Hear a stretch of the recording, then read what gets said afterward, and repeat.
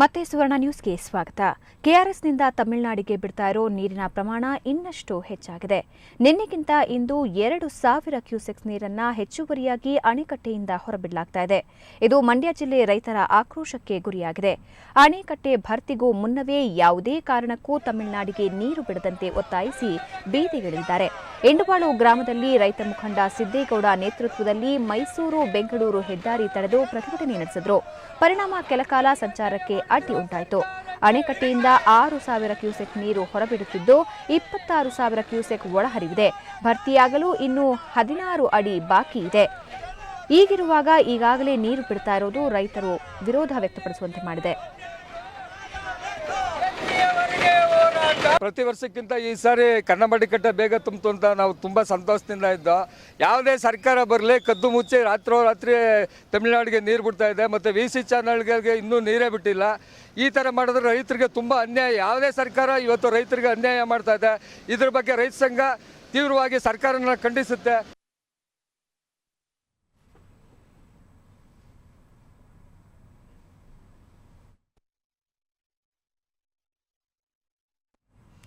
ಈ ಬಗ್ಗೆ ಮತ್ತಷ್ಟು ಮಾಹಿತಿ ಪಡೆಯೋಣ ನಮ್ಮ ಪ್ರತಿನಿಧಿ ಸೋಮಶೇಖರ್ ಅವರಿಂದ. ಸೋಮಶೇಖರ್, ಯಾಕೆ ಈ ರೀತಿಯ ಒಂದು ವರ್ತನೆ ಅಧಿಕಾರಿಗಳಿಂದ ನಡೀತಾ ಇದೆ? ಅಂದ್ರೆ ಈ ಹಿಂದೆ ಕೂಡ ನಾವು ಸಾಕಷ್ಟು ಬಾರಿ ಈ ರೀತಿಯ ಒಂದು ಪ್ರಕರಣ ಕೇಳಿದಿವಿ. ಅಂದ್ರೆ ಅಣೆಕಟ್ಟು ಭರ್ತಿಯಾಗೋದಕ್ಕೆ ಮುಂಚೆನೆ ತಮಿಳುನಾಡಿಗೆ ಬಿಡಲಾಗ್ತಾ ಇದೆ. ಇದ್ರ ಬಗ್ಗೆ ಜಲಮಂಡಳಿ ಅವರು ಏನಾದರೂ ಪ್ರತಿಕ್ರಿಯೆ ಕೊಟ್ಟಿದ್ದಾರೆ? ಹೇಗೆ ಭಾವನಾ, ಇದು ಜಲಮಂಡಳಿಗೆ ಬರ್ತಕ್ಕಂಥ ವಿಚಾರ. ಇದು ಕಾವೇರಿ ನೀರಾವರಿ ನಿಗಮಕ್ಕೆ ಸಂಬಂಧಪಟ್ಟಂತಹ ವಿಚಾರ. ಇದು ಏನು ಅಂತಂದ್ರೆ, ಈಗ ಮಂಡ್ಯ ಜಿಲ್ಲೆಯ ಜೀವನಾಡಿಯಾದಂತಹ ಕನ್ನಂಬಾಡಿ ಅಣೆಕಟ್ಟೆ ಭರ್ತಿಯಾಗೋದಕ್ಕೆ ಇನ್ನೂ ಕೂಡ 16 ಅಡಿ ಬಾಕಿ ಇದೆ. ಈಗ ಏನು ಕೊಡಗಿನಾದ್ಯಂತ ಮಳೆ ಆಗ್ತಿರೋದ್ರಿಂದ ಸುಮಾರು 26 ಕ್ಯೂಸೆಕ್ಸ್ ನೀರು ಹರಿದು ಬರ್ತಾ ಇದೆ. ಈ ಸಂದರ್ಭದಲ್ಲಿ ಜಲಾಶಯ ಬೇಗ ಭರ್ತಿ ಆಗ್ಬೋದು ಅನ್ನುವಂತ ಒಂದು ನಿರೀಕ್ಷೆಯಲ್ಲಿ ಸಂತಸದಲ್ಲಿ ಮಂಡ್ಯ ಜಿಲ್ಲೆ ರೈತರಿದ್ರು. ಇಂತಹ ಸಂದರ್ಭದಲ್ಲಿಯೇ ಜಲಾಶಯ ಭರ್ತಿ ಆಗೋದಕ್ಕಿಂತ ಮುಂಚೆನೆ ಈಗ ಏನು ಅಧಿಕಾರಿಗಳು ಅಣೆಕಟ್ಟೆಯಿಂದ ಸುಮಾರು 6,000 ಕ್ಯೂಸೆಕ್ಸ್ ನೀರನ್ನ ತಮಿಳುನಾಡಿಗೆ ಬಿಡ್ತಾ ಇರುವಂತದ್ದು ಸ್ಪಷ್ಟ ಆಗಿದೆ. ಯಾಕೆಂದ್ರೆ ಈಗ ನಿನ್ನೆ ಅವರು ಸುಮಾರು 4,000 ಕ್ಯೂಸೆಕ್ಸ್ ನೀರನ್ನ ಬಿಡ್ತಾ ಇದ್ರು. ಈ ಬಗ್ಗೆ ಏನು ಸುವರ್ಣ ನ್ಯೂಸ್ ನಲ್ಲಿ ವರದಿ ಬಿತ್ತರಾದಂತಹ ಸಂದರ್ಭದಲ್ಲಿ ಏನು ಮಂಡ್ಯ ಜಿಲ್ಲೆಯ ರೈತರು ಶ್ರೀರಂಗಪಟ್ಟಣದಲ್ಲಿ ಕಾವೇರಿ ನದಿಗಿಳಿದು ಪ್ರತಿಭಟನೆ ಮಾಡಿ ಎಚ್ಚರಿಕೆಯನ್ನ ಕೊಟ್ಟಿದ್ರು. ತಕ್ಷಣವೇ ನೀರು ನಿಲ್ಲಿಸಬೇಕು ಅನ್ನುವಂತ ಒಂದು ಎಚ್ಚರಿಕೆಯನ್ನು ಕೊಟ್ಟಿದ್ರು. ಇಷ್ಟರ ನಡುವೆಯೂ ಕೂಡ ಇಂದು ಬೆಳಿಗ್ಗೆ ಮತ್ತೆ 2,000 ಕ್ಯೂಸೆಕ್ ನೀರನ್ನ ಹೆಚ್ಚುವರಿಯಾಗಿ ಬಿಡಲಾಗ್ತಾ ಇದೆ. ಇದು ತಮಿಳುನಾಡಿಗೆ ಬಿಡ್ತಾ ಇರುವಂತದ್ದು ಅನ್ನುವಂಥದ್ದು ಸ್ಪಷ್ಟ ಆಗಿದೆ. ಯಾಕೆಂದ್ರೆ ಈಗ ಕಾವೇರಿ ಏನು ಈಗ ಅಣೆಕಟ್ಟೆ ಅಚ್ಚುಕಟ್ಟಲಿರ್ತಕ್ಕಂಥ ಯಾವುದೇ ನಾಲೆಗಳಲ್ಲೂ ಕೂಡ ನೀರು ಹೋಗ್ತಾ ಇಲ್ಲ. ಮುಖ್ಯವಾಗಿ ಏನು ಸುಮಾರು 1.5 ಲಕ್ಷದಿಂದ 2 ಲಕ್ಷಷ್ಟು ಅಚ್ಚುಕಟ್ಟಿಗೆ ನೀರು ಪೂರೈಸುವಂತ ವಿಶ್ವೇಶ್ವರಯ್ಯ ನಾಲೆ ಮುಖ್ಯ ನಾಲೆಯಾಗಿದೆ. ಆ ನಾಲೆಯಲ್ಲಿ ಇವತ್ತು ನೀರು ಹರಿತಾ ಇಲ್ಲ. ಮತ್ತೆ ವಿರಜನ್ ನಾಲೆ ಇರ್ಬೋದು, ಚಿಕ್ಕದೇವರಾಯ ನಾಲೆ ಇರ್ಬೋದು, ಇಂತಹ ಮುಖ್ಯ ನಾಲೆಗಳಲ್ಲಿ ಕೂಡ ಯಾವ ನಾಲೆಗಳಲ್ಲೂ ಕೂಡ ನೀರು ಹರಿತಾ ಇಲ್ಲ. ಇದನ್ನ ನೋಡಿದ್ರೆ ಈ ಬಿಡ್ತಾ ಇರ್ತಕ್ಕಂಥ ಎಲ್ಲ ನೀರು ಕೂಡ ತಮಿಳುನಾಡಿಗೆ ಬಿಡ್ತಾ ಇರುವಂತದ್ದು ಸ್ಪಷ್ಟ ಆಗಿದೆ. ಇದು ಒಂದು ಏನು ಅಂತಂದ್ರೆ ಇದು ಪದೇ ಪದೇ ಆಗಿಂದಾಗೆ ಇಂಥವು ನಡೀತಾನೆ ಇದಾವೆ. ಒಂದು ಇದರಿಂದ ಕಂಡುಬರುವಂತದ್ದು ಏನು ಅಂತಂದ್ರೆ, ತಮಿಳುನಾಡಿಗೆ ಪ್ರತಿ ತಿಂಗಳು ಕೂಡ ಇಷ್ಟು ನೀರು ಕೊಡಬೇಕು ಅನ್ನುವಂಥದ್ದು ಏನು ಈಗ ಟ್ರಿಬ್ಯುನಲ್ ಆದೇಶ ಇದೆಯೋ, ಆ ಆದೇಶವನ್ನ ಅಧಿಕಾರಿಗಳು ಕದ್ದು ಮುಚ್ಚಿ ಪಾಲನೆ ಮಾಡ್ತಾ ಇದ್ದಾರೆ ಅನ್ನುವಂಥದ್ದು ಆ ರೈತರ ಆರೋಪ ಆಗಿದೆ. ಇದರಿಂದಾಗಿ ಇವತ್ತು ಏನು ಮತ್ತೆ 6,000 ಕ್ಯೂಸೆಕ್ ನೀರನ್ನ ಬಿಡ್ತಾ ಇರುವಂತದ್ರಿಂದ ಮಂಡ್ಯ ಜಿಲ್ಲೆಯ ರೈತರು ಆಕ್ರೋಶಗೊಂಡಿದ್ದಾರೆ. ಇದರಿಂದಾಗಿಯೇ ಮಂಡ್ಯ ತಾಲೂಕಿನ ಎಂಡುವಾಳು ಗ್ರಾಮಸ್ಥರು ಬೆಳಿಗ್ಗೆ ಮೈಸೂರು ಮತ್ತು ಬೆಂಗಳೂರು ಹೆದ್ದಾರಿನ ತಡೆದು ಪ್ರತಿಭಟನೆ ಮಾಡಿ ತಮ್ಮ ಆಕ್ರೋಶವನ್ನು ವ್ಯಕ್ತಪಡಿಸಿದ್ರು. ತಕ್ಷಣವೇ ನೀರನ್ನು ನಿಲ್ಲಿಸಬೇಕು ಅನ್ನುವಂತ ಒಂದು ಒತ್ತಾಯವನ್ನು ಮಾಡಿದ್ರು. ಭಾವನಾ, ಓಕೆ, ನಿನ್ನೆಯಿಂದ ಕೂಡ ರೈತರು ಪ್ರತಿಭಟನೆ ಮಾಡ್ತಾ ಇದ್ದಾರೆ. ಆದ್ರೆ ಅಧಿಕಾರಿಗಳಿಂದ ಯಾವ ರೀತಿ ಒಂದು ಪ್ರತಿಕ್ರಿಯೆ ಸಿಗ್ತಾ ಇದೆ? ಅವ್ರು ಏನು ಉತ್ತರ ಕೊಡ್ತಾ ಇದ್ದಾರೆ ಇದಕ್ಕೆ? ಇದು ಅಧಿಕಾರಿಗಳು ಯಾವುದೇ ತರದ ಪ್ರತಿಕ್ರಿಯೆ ನೀಡೋದಕ್ಕೆ ನಿರಾಕರಿಸ್ತಾ ಇದ್ದಾರೆ. ಯಾಕೆಂದ್ರೆ ಇದು ಮೇಲ್ಮಟ್ಟದಲ್ಲಿ ಬಂದಿರತಕ್ಕಂಥ ಸೂಚನೆ ಅನ್ನುವಂಥದ್ದು ಸ್ಪಷ್ಟವಾಗಿ ಗೊತ್ತಾಗ್ತಾ ಇದೆ. ಯಾಕಂದ್ರೆ ಅಧಿಕಾರಿಗಳು ಈ ಬಗ್ಗೆ ನೇರವಾಗಿ ಯಾವುದೇ ತರದ ಪ್ರತಿಕ್ರಿಯೆ ನೀಡೋದನ್ನ ಮುಂದಾಗ್ತಾ ಇಲ್ಲ.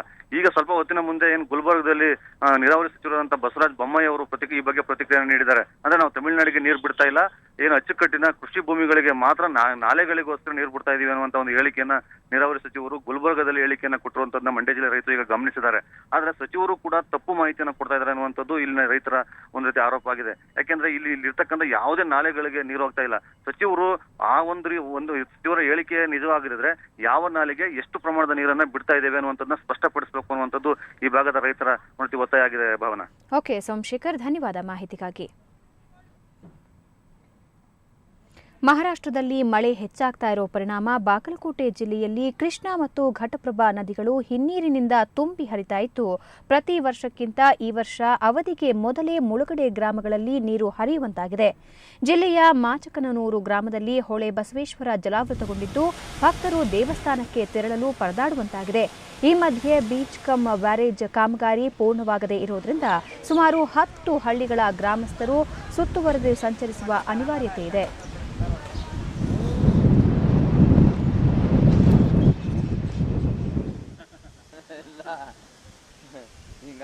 ಈ ನೀರು ಬಂದಾಗ ಗುಡಿಗೆ ಭಕ್ತರಿಗೆ ಸ್ವಲ್ಪ ತ್ರಾಸ ಆಕತ್ರಿ.